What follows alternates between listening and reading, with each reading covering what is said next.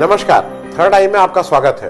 देश में इस समय जो सबसे बड़ी पॉलिटिकल खबर है वो दिल्ली का इलेक्शन है। अब उसी दिल्ली के इलेक्शन के बीच में बजट भी आ गया, तो बजट भी बहुत कुछ चर्चा में रहा। बजट में क्या हुआ क्या नहीं हुआ ये एक एपिसोड में मैं कर चुका हूं। आप भी अपने हिसाब से उसको देख ही रहे होंगे, इवैल्यूएट कर रहे होंगे। और इस बीच राष्ट्रपति के भाषण पे पार्लियामेंट में चर्चा भी शुरू हो गई। बहुत लोगों ने उसमें अपने भाषण दिए, लेकिन एक सांसद आई हैं महुआ मैत्रा। महुआ मैत्रा टीएमसी की हैं, तृणमूल कांग्रेस की, और बेहतरीन बोलती हैं। उन्होंने कुछ चीजें पार्लियामेंट में कही। अच्छा, उनको एक शायद मुझे लगता है एडवांटेज है, वो अंग्रेजी धारा प्रभाव बोलती हैं। तो जब अंग्रेजी कोई धारा प्रभाव बोल रहा है तो जनरली लोग मुंह खोल के ऐसे करके देखने लगते हैं। तो किसी ये जो है ना कि इनको तंग करो, इनको गाली बक दो, इनको वो कर दो, इनको छेड़ दो, उनको करने की जल्दी बहुत हिम्मत नहीं पड़ती है। अच्छा, जब हिम्मत भी पड़ती है तो वो अंग्रेजी में इतनी तेज, जैसे होता नहीं है अंग्रेजी टीचर इतनी तेज डांटेगी कि आदमी रहेगा भैया दूर से रहो, इनसे इनके मुंह मत लगो। वो अपनी बात को जितने आर्टिकुलेट, जितने अच्छे ढंग से कहती हैं, उसका कोई जवाब नहीं है। यहां पे एक बहुत मुद्दे की बात है। देखिए, हिंदुस्तान में डेमोक्रेसी है, इलेक्शन होते हैं, जो पार्टी जीतती है वो सरकार बनाती है। लेकिन बिल्कुल अगर ईमानदारी से देखा जाए तो डेमोक्रेसी, जिस ढंग की डेमोक्रेसी की परिकल्पना है वो क्या है, आपको पार्टी के टिकट पे डिपेंड करना पड़ता है। क्योंकि आज जो निर्दलीय कोई लड़ रहा है तो उसकी कोई अहमियत नहीं है। एक आधा % लोग भी निर्दलीय जीतेंगे, 1% लोग, उनका कोई देश को चलाने में कोई से नहीं रहेगी। तो लोकतंत्र में पार्टी तंत्र का कब्जा है। पार्टी में किसका कब्जा है? पार्टी में कुछ गिने चुने लोगों का कब्जा है। और वहां पे लोग कुछ गाते रहें, लेकिन वहां पे अगर टिकट मिलना है तो किसी के बेटे को, किसी के भाई को, किसी के घर में ही मिलेगा टिकट। ये सारी पार्टियों में, कोई पार्टी उससे अछूती नहीं है। और अगर आपको पार्टी का टिकट नहीं मिल रहा है, जिस पार्टी पे एक या दो लोगों, अगर बीजेपी में है तो बीजेपी में आपको, जब तक बीजेपी के अमित शाह साहब, मोदी जी, या बहुत किया तो एक मेरे ख्याल में अमित शाह मोदी जी के बाद 99% टिकट इन लोग फाइनल करेंगे, बाकी 1% में पूरा देश के सारे नेता आ जाएंगे। कांग्रेस में राहुल गांधी, प्रियंका गांधी, सोनिया गांधी, 99% टिकट इन लोग फाइनल करेंगे, 1% में पूरे देश के नेता। जेडीयू 99.9% नीतीश करेंगे, बाकी देश के सारे नेता। ममता बनर्जी 100% वही फाइनल करेंगे, टीएमसी। मायावती जी 100 में 100% वही फाइनल करेंगे। सपा अखिलेश यादव 100 में 100%। मतलब अगर आप ये देख रहे हैं तो पार्टी में भी कोई लोकतंत्र नहीं है। और ये वो सारी पार्टीज जो लोकतंत्र के इलेक्शन के द्वारा अपनी बात कहती हैं, हम लोकतंत्र के रक्षक हैं, अपनी पार्टी में कहीं लोकतंत्र नहीं है। कहीं इलेक्शन के द्वारा इंटरनल उनका पार्टी प्रेसिडेंट नहीं चुना जाता है। वो कहें कुछ भी, कागज पे जैसे भी हो। मेन मुद्दे पे वापस आते हैं और अब ये कहते हैं कि जो 2019 का इलेक्शन हुआ, जिसमें प्रचंड बहुमत माना जा रहा है कि बीजेपी का आया, उसमें कुल 67% वोटर्स ने वोट दिया। हिंदुस्तान में वोटर्स मोटे तौर पे माना जा रहा था कि करीब 90 करोड़ हैं, उसमें से 67% लोगों ने वोट दिया। उस 67% वोटर के 37% लोगों ने बीजेपी के पक्ष में वोट दिया। तो अगर उसको मोटे अंदाज से करें, 90 का 67% और 67% का 37%, करीब 23 करोड़ लोगों ने बीजेपी को वोट दिया। 135 करोड़ के आसपास हमारी आबादी है। तो अगर आप इसको दूसरे ढंग से देखें तो करीब 15-16% के बीच लोग बीजेपी के पक्ष में वोट दिए हैं। क्योंकि ये जो 67% के अलावा 33% लोगों ने वोट नहीं दिया था उस 90 करोड़ में, मतलब उनको लगता नहीं है कि इस डेमोक्रेसी से कुछ होगा। प्राइमरली वो थोड़ा इस चीज से दूर हैं, दे आर नॉट कंसर्न, इस तरह का है। 1-8% हो सकते हैं जो किसी जगह व्यस्त है या नहीं किए, उस दिन छुट्टी होती है, बड़ा पर्व होता है, सब लोग पार्टिसिपेट करते हैं।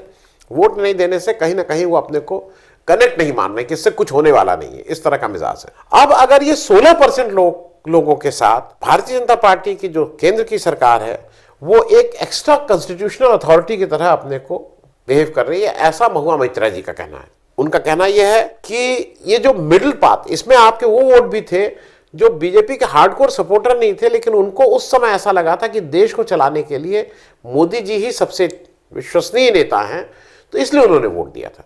और आज वो आपसे कहीं दूर हो रहे हैं।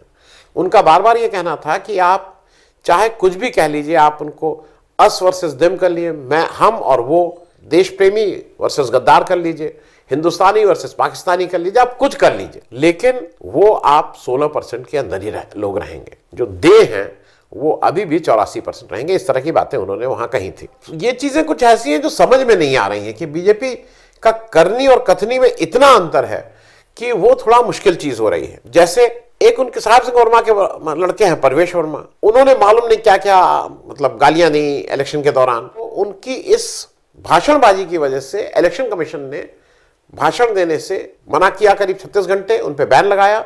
लेकिन कल मंगलवार को जब मोदी जी ने भाषण देना शुरू किया तो वो उनके साथ स्टेज शेयर किए।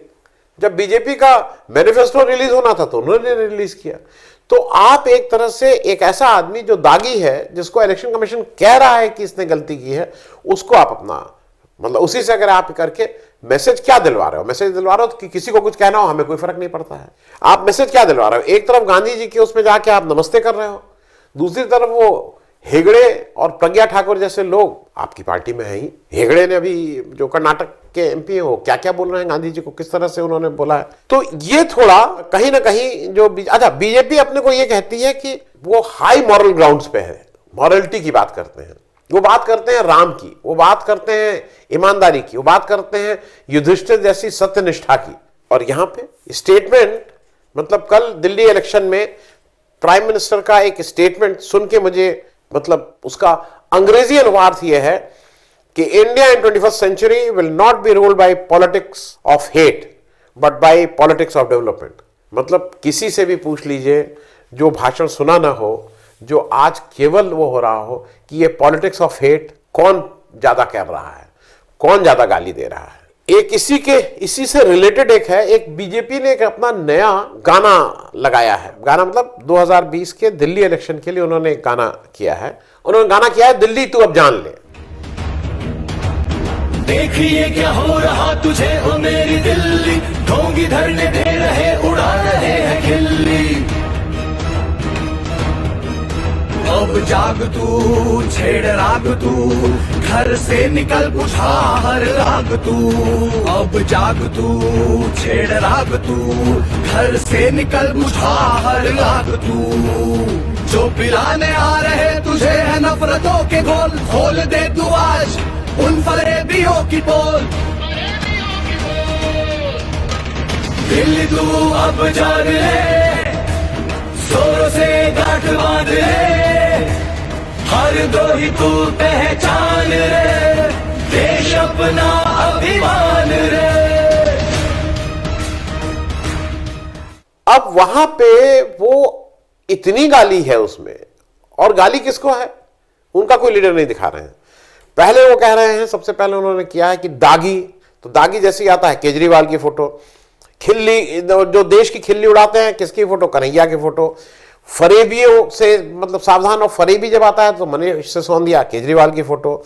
झूठ फरेब का जब नाम आता है तो फिर केजरीवाल की फोटो। इसी तरह करते करते द्रोही अनुराग कश्यप का वो जो एक, और विशाल भारद्वाज का जो धरना हुआ था गेटवे ऑफ इंडिया बंबई में, उसकी फोटो। शर्जील इमाम की फोटो, फिर वो चंद्रशेखर को द्रोही कहना। ये सारी चीजें वो कर करके कहीं ना कहीं एक नैरेटिव बनाने की कोशिश कर रहे हैं कि सब राष्ट्रद्रोही लोग हैं। फिर वो कह रहे हैं फिरंगी की जब फोटो आ रही है तो राहुल गांधी, प्रियंका गांधी की फोटो, उनके इटली वाले कहीं उसको तूल देने की बात, इटली नहीं बोल रहे, फिरंगी बोल रहे हैं। मुगलिया किसी मुस्लिम नेता की फिर फोटो। और ये सब करने के बाद वो मतलब मुझे ऐसा लग रहा है कि ये क्या कहना चाह रहे हैं? गद्दार, पहरेदार। फिर वो कहते हैं जिन्हें नाज है हिंदू पर वो कहां हैं, वो यहां, मतलब वो क्या क्या चीजें कह रहे हैं, अजीब अजीब सी हिंदू रिटोरिक की बात कर रहे हैं। और इसको लेके आज के टेलीग्राफ ने एक बहुत अच्छी रिपोर्ट छापी है। टेलीग्राफ ने इस गाने को उन 4 पैमानों पे कसा है। उसने 4 रूल्स ऑफ प्रोपोगंडा बताया है गाने में, और उसने 4 कसा है कि ऐसे ऐसे है, ऐसे ऐसे है। क्योंकि जो गाने की धुन है वो मार्शल है, मार्चिंग, और मतलब लड़ाई की है, वो कहीं सौम्यता नहीं है। फिर उसने डिस्क्लेमर किया है और डिस्क्लोजर किया है। उसने डिस्क्लोजर में क्या लिखा है कि ये जो 4 बातें हैं ये हिटलर की आत्मकथा मैन कैफ से ली गई हैं। और उसने ये भी कहा है कि हिटलर ने अपनी आत्मकथा मैन कैफ में लिखा था, propaganda is a truly terrible weapon in the hand of an expert. तय आप करिए कि ये जो प्रोपोगंडा हो रहा है इसको हैंडल करने वाले एक्सपर्ट हैं कि नौसिखिए हैं। क्योंकि अगर एक्सपर्ट हैं तो खतरा है, और अगर नौसिखिए हैं तो और ज्यादा खतरा है। एक और चीज, इस इलेक्शन कैंपेन जो दिल्ली का चल रहा है उसमें 2-3 लोग इसलिए लगाए गए हैं कि उनका केवल एक काम है पाकिस्तान, इंडिया। अच्छा, बिरयानी को आजकल जैसे पहले नहीं था, नारियल हिंदू का फल, खजूर मुसलमानों का फल, गाय हिंदुओं की मां, बकरी मुसलमानों के हिस्से में, भगवा रंग हिंदुओं का, हरा रंग। उसी तरह से एक नया हुआ, अब बिरयानी मुसलमानों का हो गया, और मुसलमानों का भी नहीं, पाकिस्तानियों का हो गया है। मतलब वो भी एक नैरेटिव धीरे धीरे पुश किया जा रहा है। अच्छा, ये आपके अमित शाह से लेके जो आपके टॉप लीडरशिप है वो कर रही है। बीजेपी ने पूरी ताकत झोंक दी है दिल्ली में। मतलब दिल्ली में कौन कौन चीफ मिनिस्टर नहीं आ रहे हैं। अच्छा, और सबसे अच्छी बात ये हो रही है, चीफ मिनिस्टर आ रहे हैं, प्रदेशों के मंत्री आ रहे हैं, सेंट्रल मंत्री लग रहे हैं, 200-250 सांसदों की ड्यूटी लगी हुई है। और इसमें सबसे हंसी की बात मैं कहूंगा ये है कि वो सारे प्रदेश के मंत्री और मुख्यमंत्री आके यहां केजरीवाल को गवर्नेंस सिखा रहे हैं। केजरीवाल जिसने एक कम से कम शिक्षा, अस्पताल, बिजली और पानी पे जो काम किया है, जो बाकी स्टेट में उसके आसपास भी नहीं है, वो भी आके इनको बता रहा है कि ये देख लो। और बताने से ज्यादा वो वही हिंदुस्तान, पाकिस्तान, बिरयानी और इन सब पे ज्यादा बात कर रहे हैं। लेकिन एक अजीब सी चीज हुई कि जैसे मोदी जी भी यही इसी थीम को ले रहे थे। वो सीलमपुर, जामिया, शाहीन बाग इन सबको रिलेट कर रही है। वो सारी जगह हैं जहां पे मुस्लिम डोमिनेटेड है, जहां मुसलमानों की पॉपुलेशन ज्यादा है। लेकिन बीच में एक चीज ये भी हो रही है कि इन्होंने कल की स्पीच में पाकिस्तान और ये वाली जो बात करते हैं, इससे ज्यादा इन्होंने केजरीवाल को गाली देनी शुरू की। गाली इन द सेंस क्रिटिसाइज करना शुरू किया और बताया कि इन्होंने कुछ नहीं किया और हम करेंगे। हालांकि केजरीवाल ने जो किया है वो सबके सामने है। केजरीवाल को शायद इसलिए वो डिस्क्रेडिट करना चाह रहे हैं, और शाहीन बाग को शायद इसलिए डिस्क्रेडिट करना चाह रहे हैं, जैसा समझ में आ रहा है कि हम सब लोगों के मतलब सबसे बड़े हीरो, सबसे बड़े नायक श्रीमान ट्रंप महाशय आने वाले हैं हिंदुस्तान। अमेरिका के सामने अगर वो हिंदुस्तान आते हैं तो जैसी खबर अभी है कि शायद वो कह रहे हैं कि हम गुजरात नहीं जाएंगे, तो एक तो वो किरकिरी होगी अगर वो गुजरात नहीं गए, क्योंकि जब ट्रंप आ रहे हैं तो उनके साथ पूरा वर्ल्ड प्रेस आता है, और जब वो वर्ल्ड प्रेस आएगा तो दिल्ली में आप 2 दिन पहले इतने पॉपुलर आप होने का कह रहे हैं कि हाउडी मोदी आप अमेरिका जाके कर रहे हैं, और दिल्ली अपने घर में अगर आप चुनाव हार रहे हैं, तो आपके लिए ज़रूरी है टैक्टिकली कि आप केजरीवाल को डिस्क्रेडिट करिए। आपके लिए ज़रूरी है कि आप शाहीन बाग को, जामिया को, सीलमपुरी को आप पाकिस्तान या कुछ इस तरह की चीजें बताने की कोशिश करिए। अगर आप इस तरह के बनाने में कामयाब हो गए तो ट्रंप के सामने कम से कम आपके पास एक एक्सक्यूज रहेगा ये कहने का कि ये सब तो मतलब ऐसे ही लोग हैं, ये डिस्क्रेडिटेड लोग हैं, देश इनको गद्दार कहता है, राष्ट्रद्रोही कहता है। शायद इसकी मशक्कत हो रही, ये हो रहा है कि ट्रंप के सामने अपनी कैसे हम अपने को प्रूफ करेंगे। इन सब के बाद अभी मैं एक चैनल है जिसको कि लीड करते हैं रजत शर्मा जी। माना जाता है कि वो बीजेपी और एनडीए की तरफदारी करता है, लेकिन अब चाहे उनके व्यवसायिक कारण हो, चाहे उनके जो भी रीजन हो, उन्होंने मनोज तिवारी और इन सारे बीजेपी के नेताओं को आपकी अदालत में बुलाया, और अभी पिछले संडे को उन्होंने केजरीवाल को भी आपकी अदालत में बुलाया था। क्योंकि इस बार मुझे ऐसा लग रहा है कि केजरीवाल ने कहीं ना कहीं बहुत शांति से, बहुत मैच्योरिटी का वो दे रहे हैं, वो कहीं से भी प्रोवोक नहीं हो रहे हैं। और उन्होंने जिस ढंग से उस इंटरव्यू को, आपकी अदालत को हैंडल किया है, तो जिसने भी वो इंटरव्यू देख लिया है आपकी अदालत का, मैं यहाँ से मतलब एक तरह से एडवर्टाइजमेंट कर रहा हूँ उस रजत शर्मा जी के, उसको देखने के लिए। आपको बहुत सी चीज़ें जो कहीं ना कहीं बीजेपी के नेता कह रहे हैं वो गंदा पानी आ रहा है और बिजली नहीं किया, उसके एक्सप्लेनेशन डेटा वाइज मिल जाएंगे कि कितना ज़्यादा काम दिल्ली सरकार ने किया है केजरीवाल के मुंह से, मतलब वो फ्रॉम द हॉर्सेस माउथ जिसको कहते हैं। चलते चलते ये टाइम्स और IPSOS नाम की एक संस्था ने एक ओपिनियन पोल किया है, जिसके अनुसार आम आदमी पार्टी को 54 से 60 सीट मिल रही है, 2 तारीख के असेसमेंट के हिसाब से हैं, और बीजेपी को 10 से 14 सीट और कांग्रेस को 0 से 2 सीट। वोट परसेंटेज में लोकसभा में आम आदमी पार्टी को 18% वोट मिले थे, जो इस बार वो कह रहे हैं कि 52% वोट ओपिनियन पोल के हिसाब से मिल रहे हैं। बीजेपी को 56% मिले थे, जो गिर के 34% हो रहे हैं। कांग्रेस को 23% मिले थे, जो गिर के 4% हो रहे हैं। ऐसा लग रहा है कि मतलब मैं कोई भविष्यवाणी नहीं कर रहा हूं, लेकिन मेरा असेसमेंट यह है कि बहुत कंफर्टेबली आम आदमी पार्टी अपनी सरकार बनाने जा रहा है। ये मैं इसलिए कह रहा हूं कि कल 6 तारीख है, कल 3rd आई होता नहीं है, कल के दिन इलेक्शन थम जाएगा और 7 को जब करेंगे तब तक इलेक्शन कैंपेन खत्म हो चुका होगा। अब मुझे भी लग रहा है कि कैंपेन जितनी जल्दी खत्म हो जाए, क्योंकि सारी कोशिशें कर ली गई, मतलब बंदूक चलाने से लेके, गोली चलाने से लेके, और अगर आप ध्यान से देख रहे हो तो वो सारे उकसाने के काम किए गए कि जिससे कोई प्रोवोक होकर उस पर रिएक्शन करे।